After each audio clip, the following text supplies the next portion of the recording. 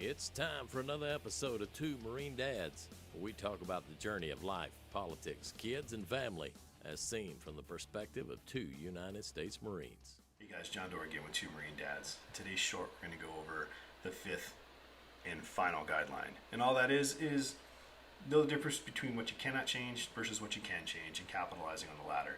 So without further ado, I'm going to jump right in. Hey, look, guys, I've heard it said, grant me the serenity to accept the things I cannot change, the courage to change the things I can, and the wisdom to know the difference between the two. And personally, I agree with every syllable of that concept, But you know what? Fuck serenity. Serenity doesn't exist except in brief commercial interruptions in an otherwise violent planet that we live on. Nothing here is serene.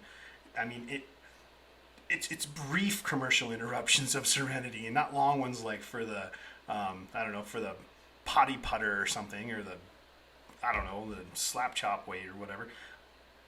It's more like Ollie Williams on Family Guy, doing a weather report. It's gonna rain, bang, that fast. It's serene and then it's over. So I'm not saying it doesn't exist completely, but it's not your regularly scheduled program. Your regularly scheduled program here is a change every day, a change every minute. An undulation, a violent planet, sorry. The argument that it isn't is bullshit.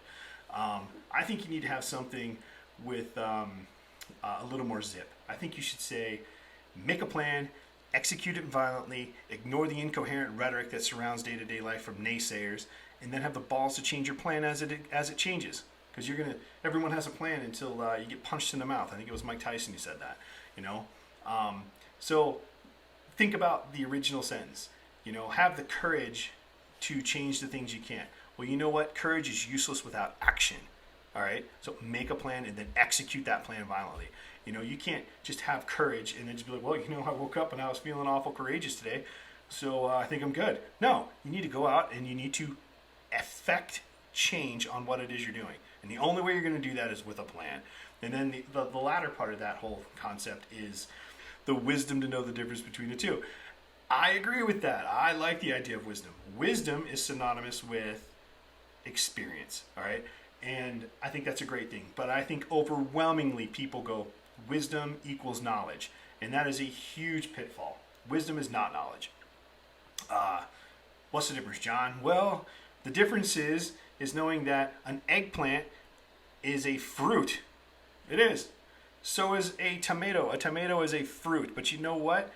That's knowledge. Knowing those two things is knowledge. Wisdom is not putting them in a fucking fruit salad. That's the difference. Wisdom versus knowledge. Knowledge is knowing that an eggplant's a fruit. Wisdom is knowing not to put it in a fruit salad. That's simple, okay? I don't know how to make it any easier than that to understand. So with that in mind, how do you make a plan, John? Well, I don't know how to make a plan. Well, whatever your goal is, you can find it right here. You have the power of the planet literally in the palm of your hand. And you can sit here and put smiley faces and likes and thumbs up and all that bullshit on Facebook, or you can use it to help your life. Open up your laptop, open up your phone, fire up your tablet, whatever it is. Google search it. Well, John, I don't have Google. Go to the library. They have Google there. You know somebody who does if you can't afford it. Okay, figure out what it is. Do the homework. Go to a library and open up an actual book. What does that mean? Make a plan. So you can write down your goals. So if you just write them down, then you have goals and you're good. Which is bullshit. You have to break that goal down. You have to write it down. Say, I want to lose 20 pounds, which is what my goal is. Okay, how am I going to do that? Okay, I'm going to go to the gym every day, or I'm going to go to the gym 6 days a week. All right. Well, now that you're at the gym, you just don't get, I arrived at the gym, I'm good. No, you need to break that portion of it down. You need to break your goal down into the most finite pieces there is. I break my goal down. I have another book, a little notebook, where I break down. I say, okay, I'm going to do arms, I'm going to do back and bis, or I'm going to do chest and tris, or I'm going to do legs today. And I say, okay, this day we're going to do legs. I'm going to do so many squats. I'm going to do so many leg extensions. I'm going to do so many calf exercises, okay? And these are the different exercises I'm going to do. I'm going to do 2 sets of 12. Next week I'm going to do 3 sets of 12, and I'm going to keep working at it. So I know what my plan is. I have it written down. I have it broke down. I don't just say, hey, so I want to lose some weight, and that's what I'm going to do. Another example of that, with just staying, physical, but you're looking at, financial, you know, you can't control everything. You know what? I can't control college. I can't control high school. You know what I can control? I can control how I graduate with what grades I graduate with. I couldn't control the rules in the Marine Corps, but I could control that I was honorably discharged. I made sure that I had the GI Bill and all the benefits that I could provide.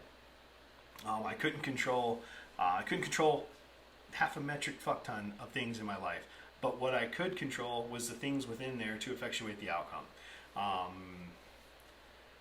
I got a mortgage for my house. I paid $207,000 for my house, and over the course of the last 10 years, I've paid off.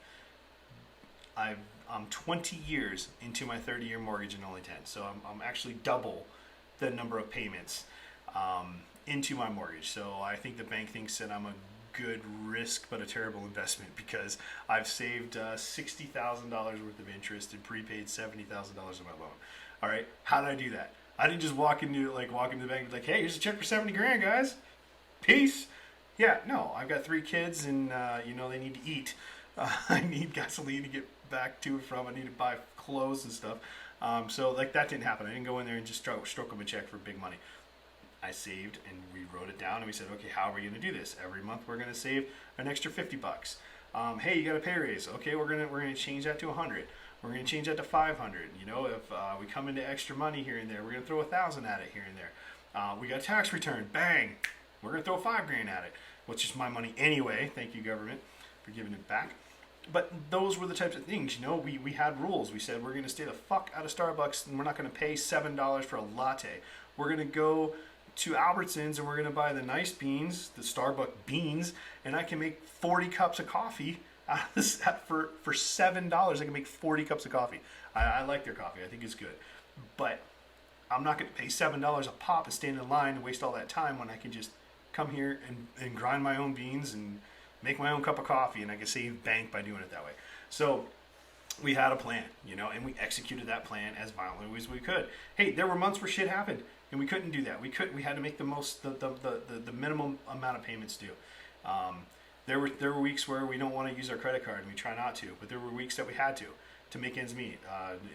Something went wrong with the truck, and you had to fix it, or you had to buy a part, or somebody got sick, or all that kind of stuff. And so, again, have the balls to change your plan as it's required. So you can't just be rigid, this is it, and this is how it's going to go. No, you know that you're going to have to make some, more changes along the way. But you start off small, and every day you make more changes. So, again, take a plan, execute the plan. Guys, I'll close with this. It doesn't matter what your plan is, or what portion of life it is, everything changes. And the relationship portion of this thing. So it doesn't matter if you want to build a business, if you want to, get in better shape, or you just want to improve a relationship with your girlfriend, or if your boyfriend, or your wife. It's not gonna go well if you have a girlfriend and a wife. It just doesn't work. Wake up 2 hours earlier than she does every day, usually. So I was long gone before she ever saw that thing. And then that night when I got back, she smiled. She's like, "Hey, thank you for the little message on the mirror." And it stayed there for 6 months. She never erased it, or never wiped it off. But there were little things like that. I took a little piece of paper, take a little piece of paper like this, write, "Hey baby, I love you," or "Hey baby, kisses," or something along those lines, and then I'd stick it into her wallet. So the next time she reached for her credit card or she reached for her ID, it would fall out and she'd see it. Or on her sun visor, or just little things, I'm not booby trapping her or nothing, but I would, little things that she would eventually find, so anyway, she really liked it. I didn't go out and buy her a diamond ring. I didn't go out and buy her a damn, $50,000 SUV. I took a piece of paper and I wrote "I love you" on it, and I stuck it in her wallet, and she seemed to enjoy it. And it did. It helped build our relationship. So there's little things like that. Again, every day you work at it. Every day you build at it. Every day you make little changes and tweaks to your plan. But as long as you're executing your plan, that's key. Courage without action is useless. knowledge without experience is also equally useless. You have to make your plan. Again, you have it right here in the palm of your hand. Google what you don't know, make your plan, break your plan out, execute it violently, because that's the world we live in. Again, ignore the naysayers, ignore the bullshit, ignore the incoherent rhetoric that's going to surround you from time to time. You're going to have people tell you that you can't do it. Oh, you're useless, you're wasting your time. Screw them. And then have the balls to change your plan as you go along. Changing your plan doesn't mean you're weak. Changing your plan doesn't mean you didn't know what you were doing. It just means you know more now than you did then. It's that simple. So I'm going to close with that. And guys, as always, simplify. Good night.